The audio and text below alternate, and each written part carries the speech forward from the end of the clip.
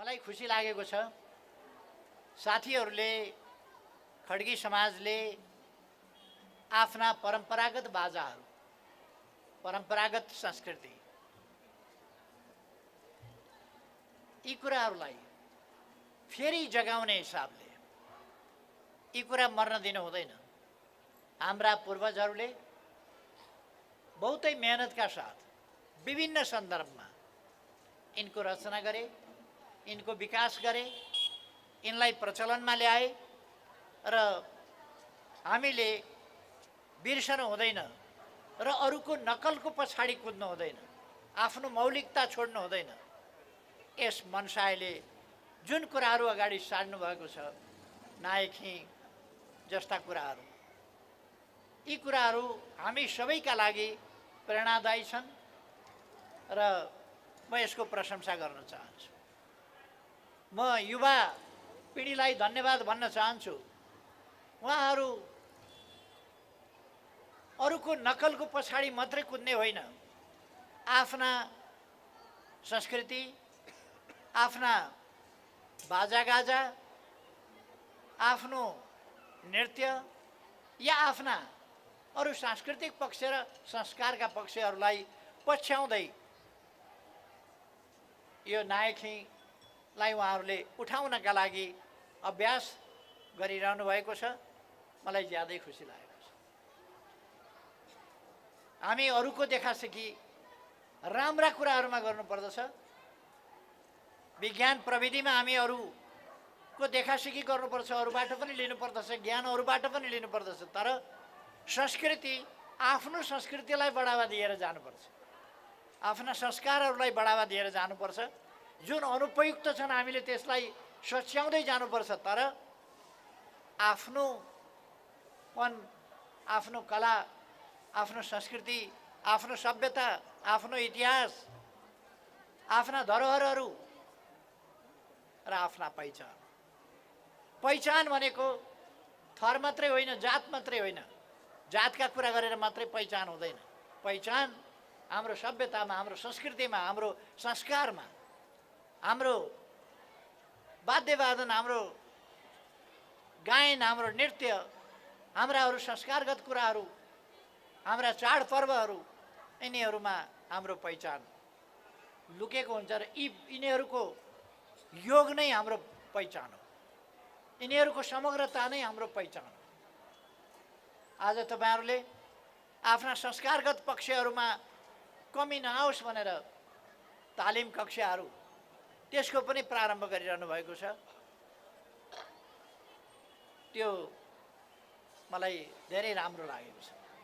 खुसी लागेको छ कि तपाईहरू आफ्ना संस्कारगत पक्षहरू, ज्ञानको अभावमा परम्परागत अथवा संस्कारगत पक्षहरू, संस्कृतिका पक्षहरू, तिनको ज्ञानको अभावमा त्यो कहीँ लोप हुँदै नजाओस्। उपयुक्त ढङ्गले संस्कारगत क्रियाकलापहरू सञ्चालन गर्न सक्यौँ, यस हिसाबले तपाईहरूले अगाडि बढाउनु भएको छ। एउटा कुरा चाहिँ मैले अलिअलि बुझिनँ, यो अब संस्कारगत पक्षमा काम गर्नेहरूले अलिक दक्षिणा चाहिँ बढी माग्न थाले भन्ने। अब पहिलेकै जति दक्षिणाले त कहाँ हुन्थ्यो। म सानो हुँदाखेरि गौदान गर्दा 17 पैसाले गौदान गर्ने चलन थियो। त्यस बेला 17 पैसाले गौदान गर्ने चलन त्यस बेला चलेको थियो जति बेला 17 पैसामा एउटा गाई आउँथ्यो। गाई छैन भने 17 पैसा दिँदा गाई किन्न सकिन्थ्यो। त्यति बेला सुरु भएको हो 17 पैसामा गौदान। अब अहिले पनि 17 पैसामा गौदान चलिरहेको छ। त्यसो भएर त्यो अलिअलि बढ्नु त ठिकै होला जस्तो लाग्छ मलाई, किन जीविका पनि चलाउनु पर्यो। त्यसकारण सबै चिजको ज्याला बढ्ने, सबै चिजको भाउ बढ्ने, सबै चिजको मूल्य बढ्ने। न्यू रोडमा घडेरी अहिले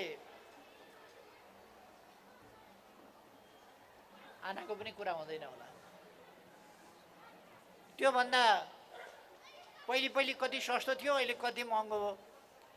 अनि सबै चिज महँगो भयो भने तर फेरि त्यसका जानकारहरूले, गुरुजीहरूले धेरै मूल्य पनि बढाउनु हुँदैन। जसले आस्था नै छोड्ने गरी, धान्नै नसकेर छोड्ने गरी त्यता जान बाध्य नहोस् त्यस कुरामा पनि हामीले ध्यान दिनुपर्छ भन्ने मलाई लाग्छ।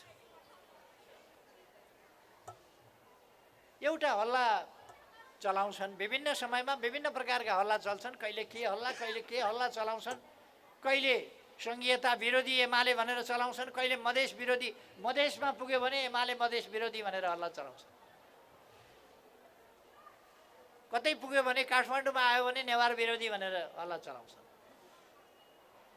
पश्चिममा गयो भने पश्चिम विरोधी एमाले भनेर हल्ला चलाउँछन्। एमाले कसको पार्टी हो र? यो पुष्पलाल श्रेष्ठले स्थापना गरेको कम्युनिस्ट पार्टी, अनि यो नेवार विरोधी कसरी हो? पुष्पलाल श्रेष्ठले स्थापना गर्ने, जम्मै कलकत्तामा त्यो पार्टी स्थापना गर्दा 4 जना नेवारै नेवार हुनुहुन्थ्यो, अर्को जातको कोही पनि थिएन, 4 जना नेवारले स्थापना गरेको पार्टी। त्यसो भएर यो नेवार विरोधी भन्ने कुरा होइन। नेवारै नेवार हुनुहुन्थ्यो भनेर त्यो नेवार पार्टी हो र? कम्युनिस्ट पार्टी भनेको नेवार पार्टी मात्रै होइन, त्यो मधेसी पार्टी हो, पश्चिमको पार्टी हो, पूर्वको पार्टी हो, हिमालको पार्टी हो, पहाडको पार्टी हो, तराईको पार्टी हो, सबै पेसा व्यवसायका जनताको पार्टी हो। सिङ्गै नेपालमा बसोबास गर्ने र नेपालीहरू सबैको पार्टी हो। नेपाल छोडेर बाहिर गएका, जान बाध्य भएका दाजुभाइ दिदीबहिनीहरूको समेत पार्टी। सबै पेसा व्यवसाय गर्ने नेपाली जनताको सबै आस्था, सबै विश्वास हुने नेपाली जनताको पार्टी। धर्म मान्छेको व्यक्तिगत कुरा हो, व्यक्तिले धर्म धारण गर्दछ, उसले अपनाउँछ, आफ्नो धर्म आफूले पालन गर्छ। पार्टी सबै आस्था, सबै विश्वास, सबै जाति, सबै भाषा, सबै संस्कृति, सबै भूगोल र सबै पेसा व्यवसायका जनताको साझा पार्टी हो र यसले राष्ट्रिय एकतामा जोड दिन्छ। मेचीदेखि महाकालीसम्मको भूभाग हाम्रो हो। यो भूभागमा बसोबास गर्ने सबै बासिन्दा हाम्रा दाजुभाइ दिदीबहिनीहरू। हामी पहिचानको विपक्षमा होइन, हामी पहिचानका नाउँमा जातका बीचमा मारकाट लगाउन खोज्ने जुन विदेशी षड्यन्त्र छ त्यसको विरोधमा हो। साम्प्रदायिक विद्वेष भड्काउने कुराको, यो खालि जातको मात्रै होइन, धर्मको मात्रै होइन, एउटै धर्मभित्र पनि हामीले देख्यौँ नि, सिया र सुन्नीका बीचमा लडाइँ लगाएर राष्ट्रै ध्वस्त भएको छ, जनसङ्ख्यै ध्वस्त भएको छ। त्यो स्थिति हामीले देखेका छौँ। तुत्सी र हुतु भन्ने दुईटा सम्प्रदायका बीचमा, दुईटा जातिका बीचमा लडाइँ लगाएर 3-4 महिनाभित्र 10 लाख मान्छे रुवान्डामा मरे। हाम्रोमा यहाँ पहिचानका नाउँमा जातका बीचमा मारकाट लगाउन खोजेका बेला सबभन्दा चर्को गरी त्यसका विरुद्ध उभिएको मौ। हामी आपसमा मारामार गर्ने होइन, विदेशीले उचालिदिएको भरमा, विदेशीले हावा हालेको भरमा फुल्ने हामी बेलुन होइन। हामी हाम्रो आफ्नो पहिचान कायम राख्छौँ, हाम्रो संस्कृति कायम राख्छौँ, हाम्रो भाषाको उत्थानका लागि हामी काम गर्छौँ, हाम्रो संस्कृतिको निरन्तरताका लागि, हाम्रो सम्पदाको रक्षाका लागि हामी काम गर्छौँ। तर सिङ्गै देश हामी एकजुट भएर राष्ट्रिय हितको रक्षा गर्छौँ, राष्ट्रको रक्षा गर्छौँ, देश विकास गर्छौँ र समृद्ध नेपाल, सुखी नेपाली बनाउँछौँ। सिङ्गै देश समृद्ध हुनु पर्यो, सबै नेपाली सुखी हुनु पर्यो। हाम्रो गन्तव्य त्यो हो, हाम्रो उद्देश्य त्यो हो। त्यसकारण हामीले समृद्ध नेपाल, सुखी नेपालीको लक्ष्य लिएका छौँ। राष्ट्रिय एकताको हामीले लक्ष्य लिएका छौँ। हामी एकताबद्ध भएनौँ भने, हामी विभाजित भयौँ भने, हामी एक ठाउँ जम्मा हुन, राष्ट्र निर्माणको एउटा अभियानमा संयुक्त ढङ्गले सबै सामेल हुन सकेनौँ भने राष्ट्र निर्माण हुन सक्दैन। तसर्थ हामीले समृद्धिका साथ, सुखका साथ अगाडि जानका लागि, देशलाई अगाडि बढाउनका लागि, नेपाललाई अगाडि बढाउनका लागि हाम्रा पहिचानहरू, हाम्रा संस्कृति, हाम्रा सभ्यता, हाम्रो गौरवपूर्ण इतिहास, त्यसलाई ओझेलमा पर्न नदिएर उठाएर हाम्रा सम्पदाहरूको रक्षा गरेर अगाडि बढ्नुपर्छ। त्यसकारण हामीले राष्ट्रिय एकतामा जोड दिएका हौँ। आफ्नो पहिचान, आफ्नो सभ्यता संस्कृति त्यसलाई संरक्षण गर्न र अगाडि बढाउन जोड दिएका हुन्। त्यसो गर्दै राष्ट्रिय सामाजिक सद्भाव कायम गर्ने र राष्ट्रिय एकता बनाउने हाम्रो त्यो कुरा हो। त्यसकारण यस्ता भ्रमहरू मानिसहरूले फिजाएका हुन्छन्। म दाजुभाइ दिदीबहिनीहरूलाई आग्रह गर्न चाहन्छु, यस्ता भ्रमका पछि नपर्नु। नेकपा एमाले सिँगै नेपालको विकास गर्ने, सिँगै नेपाललाई समृद्ध नेपाल बनाउने यस अभियानमा जुटेको छ र सिँगै नेपाली जनतालाई सुखी नेपाली बनाउने यस अभियानमा जुटेको छ। हाम्रो यस अभियानलाई असफल पार्नका लागि कहीँ दुनियाँमा नभएका कुराहरू नेपालमा भए, तपाईँ हामीले देखेका छौँ। दुनियाँमा नभएका कुराहरू भए, प्रयोग गर्न नहुने संस्थाहरूको दुरुपयोग गरेर नेकपा एमालेलाई सरकारबाट हटाइयो। संसदबाट बन्ने सरकार परमादेशबाट अदालतबाट बन्यो। संसदले सरकार परिवर्तन भएको थाहा पनि पाएन, अन्तैबाट सरकार बन्यो। यस्तो तमासा नेपालमा भयो।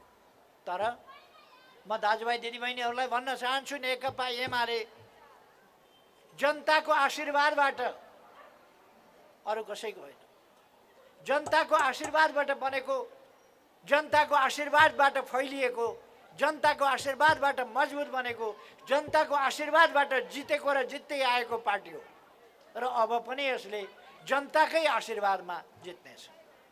सम्पूर्ण नेपाली जनताको साझा पार्टी हो। म खड्गी समाजका साथीहरूलाई आग्रह गर्न चाहन्छु, मनोज नेवारजीलाई आग्रह गर्न चाहन्छु, राजनीतिभन्दा बाहिर बसेर, राजनीतिमा कतै छैन, कतै भोट हाल्दिनँ, जसले जिते पनि मतलब छैन भन्यो भने अथवा गलत बाटो समात्यो भने देश बन्न सक्दैन, देश बिग्रिन्छ। त्यसकारण हामी हरेक सचेत हुन जरुरी छ। राजनीतिमा हामी सचेत बनौँ, हामी सचेत बनेर सही बाटो के हो त्यो देखौँ। म अघिल्लोपल्ट प्रधानमन्त्रीबाट, सरकारबाट हटाइएँ, त्यस बेला पनि जाल जेल षड्यन्त्र गरेर हटाइएको थिएँ। मैले एउटा मात्रै देशतिर निर्भर रहेको नेपाललाई दुईटैतिरबाट बाटो खोलेर, पारवन र यातायात चीनतिर खोलेर, चीनतिरका नाकाबन्दीको सामना गरेर नेपाल अब एउटा देशबाट घेरिएको भूपरिवेष्टित रहन सक्दैन। यो भूजडित हुन्छ। सबैतिरबाट हामी बाटा खोल्छौँ। हाम्रो समुद्र पनि हाम्रो हो, आकाश पनि हाम्रो हो। त्यसकारण हामी सेटेलाइट पनि आकाशमा पठाउँछौँ, पानी जहाज पनि समुद्रमा चलाउँछौँ, नदीका बाटा पनि प्रयोग गर्छौँ भनेर एउटा नयाँ अभियान थालेको थिएँ। त्यसबाट आत्तिएर सरकारबाट हटाएका थिए। धरहरा बनाउने अभियान मैले थाल्दै लागेको थिएँ। रानी पोखरीको अभियानको शिलान्यास भइसकेको थियो। तर म हटेपछि शिलान्यासको इँटा जहाँ राखेको, ढुङ्गा जहाँ राखेको, त्यहीँ त्यस्तै त्यो धुलोले पुरिएर बसेको थियो। धरहरा जस्ताको तस्तै थियो, अरू दरबार हाई स्कुल जस्ताको तस्तै थियो, निजी घरहरू त्यस्तै थिए, अस्पताल त्यस्तै थिए, स्वास्थ्य चौकी त्यस्तै थिए, विद्यालय कलेजहरू त्यस्तै थिए, भत्किराखेका। म फेरि आएपछि यहाँहरूलाई थाहा छ, चीन सरकारको सहयोगमा नौतले दरबार हामीले निर्माण, अब करिब करिब निर्माण सम्पन्न हुने स्थितिमा पुगेको छ। अमेरिकी सरकारको सहयोगमा यो बैठक तयार भएको छ। अरू विभिन्न बनाएका छौँ हामीले। धरहरा हामीले शिलान्यास पनि गऱ्यौँ, उद्घाटन पनि गऱ्यौँ। हाम्रो गौरव हो धरहरा, त्यसलाई हामीले फेरि उठायौँ। रानी पोखरी गौरव हो, त्यसलाई हामीले फेरि उठायौँ। अनेक संरचनाहरू, अनेक पुरातात्विक ठाउँहरू हामीले उठायौँ। अझै पुनर्निर्माणको काम बाँकी छ।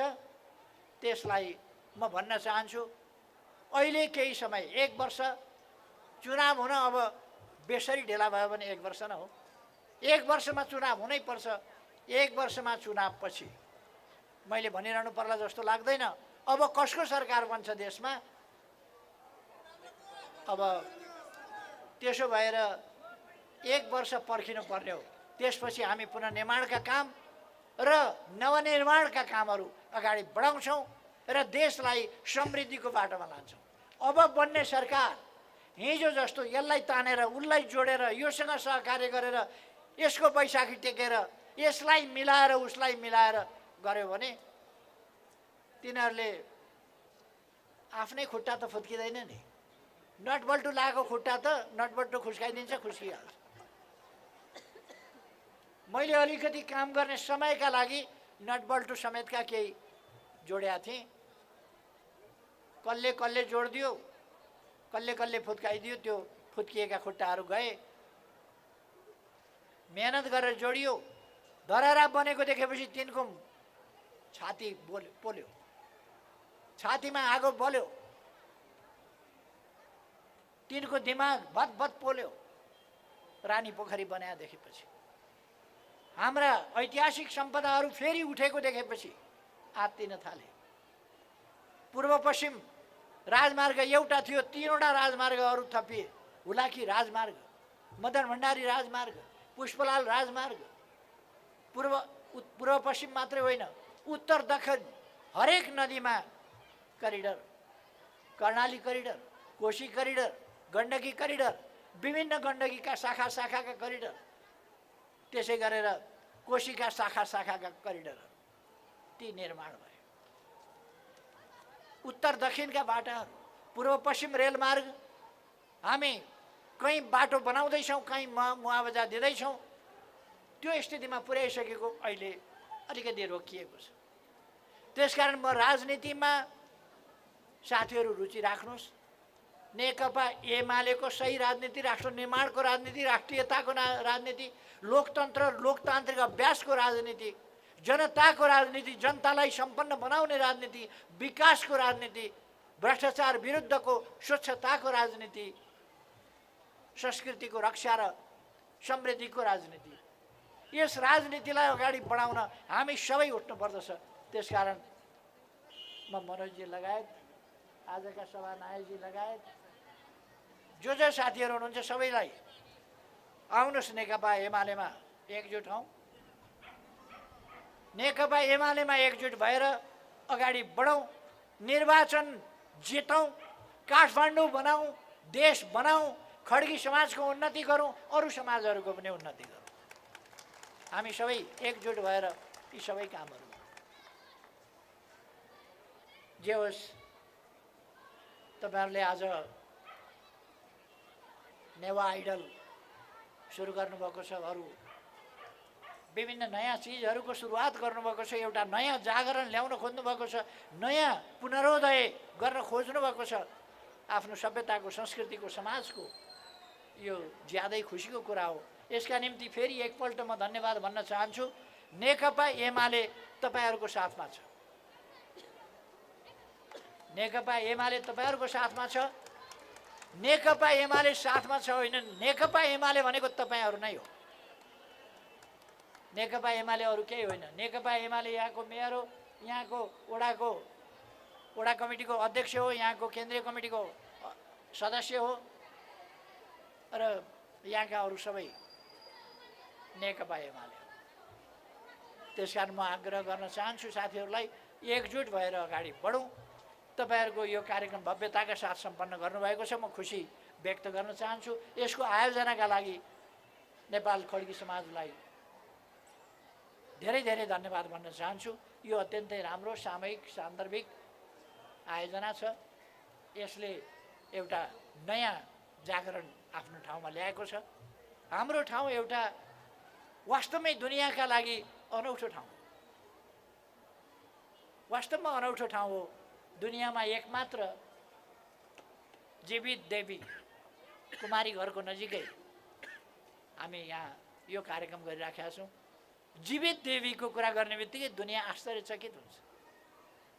जीवित, लिभिङ गडेस, यस्तो पनि हुन्छ भनेर हामीले अलिकति प्रचार गर्न सकेका छैनौँ। हामीले अलिकति हाम्रो संस्कृतिको, हाम्रो परम्पराको, कतिपय मान्यताहरूको, हामीले चलाएका प्रचलनहरूको प्रचार गर्न सकेका छैनौँ। अनौठो लाग्छ दुनियाँलाई। हाम्रा जात्राहरू, हाम्रा पर्वहरू, जात्रा भनेको के हो छक्क पर्छन् मान्छेहरू। इन्द्र जात्रा के हो, अर्को जात्रा के हो, भैरव जात्रा के हो, कुमारी जात्रा के हो, विभिन्न जात्राहरू के हुन्, विभिन्न नाचहरू के हुन्, नेपालमा मात्रै छ लाखे नाच। लाखे नाच के हो? यो नेवाखी दुनियाँमा कहीँ खोजेर पाइँदैन। वीर रसले भरिएको, यो त नबजाउनेलाई पनि बजाउँ बजाउँ लाग्ने, बजाएपछि झन् बजाउँ लाग्ने। वीर रसले भरिएको यो बाजा बजाउने गऱ्यो भने मान्छे ढिलो बुढो हुन्छ। किनभने यो बाजाले जुन जोस दिन्छ, जुन उत्साह दिन्छ, जुन उमङ्ग दिन्छ, त्यसले मान्छेको जीवनमा ऊर्जा पैदा हुन्छ।